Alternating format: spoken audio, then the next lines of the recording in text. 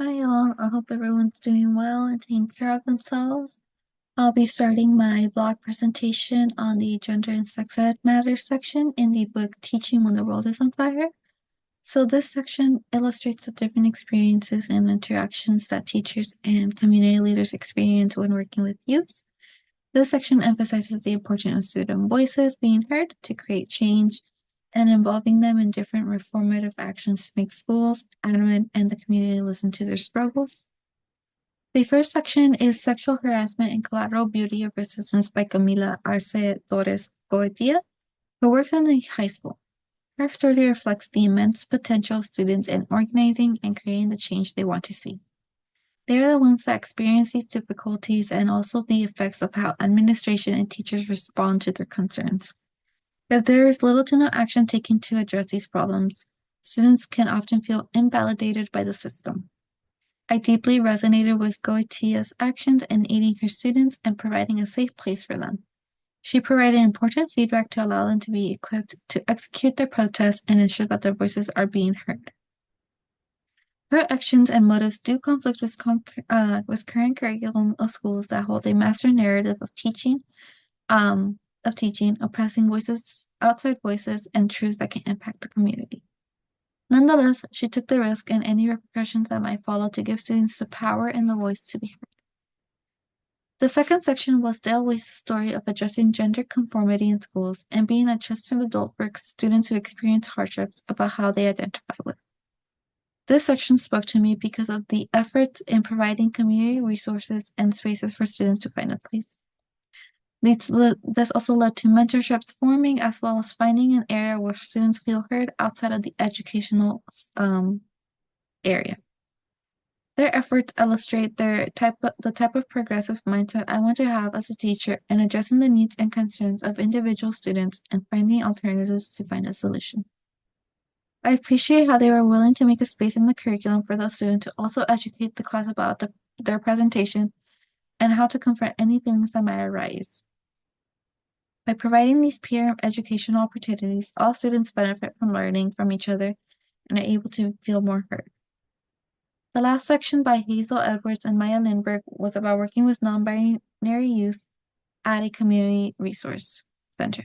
They discussed the importance of advocacy for the youth while also providing a safe place for their exploration. What resonated with me in this section was the incorporation of trans history in classrooms for students to be more engaged. A quote that deeply stood out to me was, "If LGBTQ youth don't see themselves represented in the curriculum that they are being given, they could totally zone out of it and disengage from education altogether." This section speaks to me and my goals in implementing a multicultural curriculum where my students can see themselves in the things that they are learning. These readings help me understand more about the importance of involving the students in the planning aspect of learning and engaging with their interests and facilitating new opportunities for the schools. Peer mentorships and learning from each other can yield better results because students are being taught by their own people.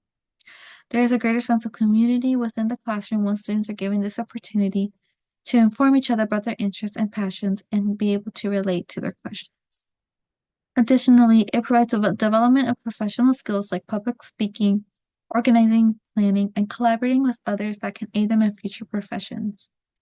These readings have given me insight about the alternative presentation that students can do to advocate for issues or topics that affect them, work with a variety of peers, and educate others. They are able to visualize impacts of their work and spark interest in other fields that they may want to address. At the same time, they create a space for the students whose voices have been ignored and dismissed. It gives students a chance to feel represented again and provide insight for their peers on how to address them. Educators still play a role in ensuring that the voices are respected and heard, but also give students the power back to establish themselves for who they are. These key points are important to me because there needs to be a reformation of educational curriculum all around to have transparency in materials presented to students.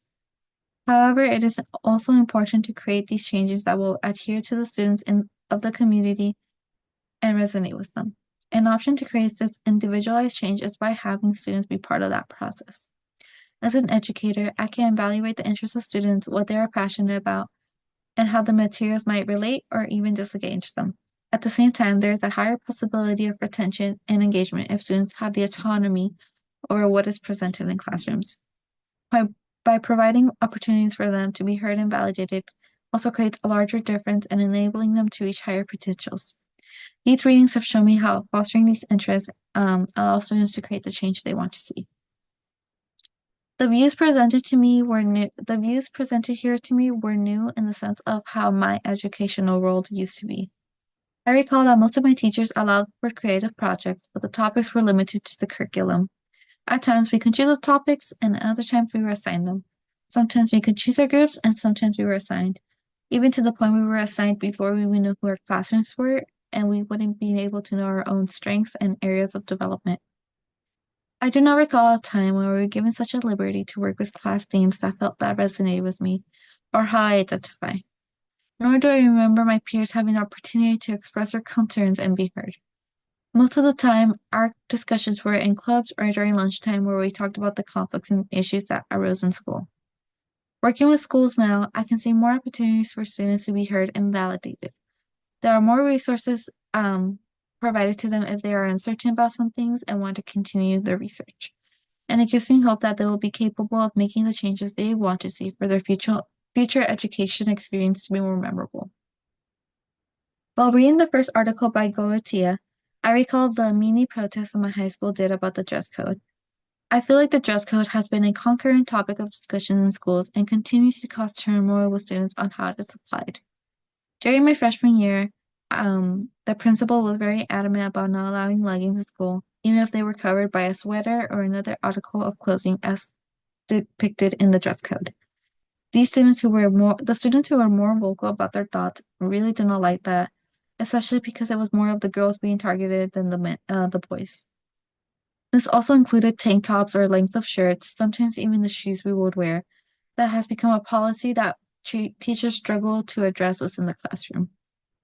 These students decided that for a specific day, everyone should wear leggings to see how admin would react. It was a small thing, but I remember showing up that day and seeing the majority of students of leggings and feeling a little bit of happiness and joy that we stood as a community to express our concerns. Some teachers supported us and wore leggings as well, and others were conflicted. The principal was not happy that day and had to even step off campus, realize that they just wanted to wear our clothing under what the dress code was depicting. This was a primary reason we did this because some of the teachers were more focused on the clothing and sending students to detention. It came to the point where a peer of mine was called a slut because she was showing a bit of midriff on a hot summer day. I remember also being called out when I was fixing my shirt after coming out of PE and rushing to my next class. These were just call outs that really targeted the girls in at my school and really showed that even following the dress code made us get in trouble. And from what I recall, many of my teachers, the support that my teachers provided was minimal. Our support was during our club time and our lunchtime, where we would rant among each other these issues and not knowing where to start to address them. I wonder now, what changes will there be if a teacher was my mentor for enabling us to act upon our voices and cause some change? Thank you.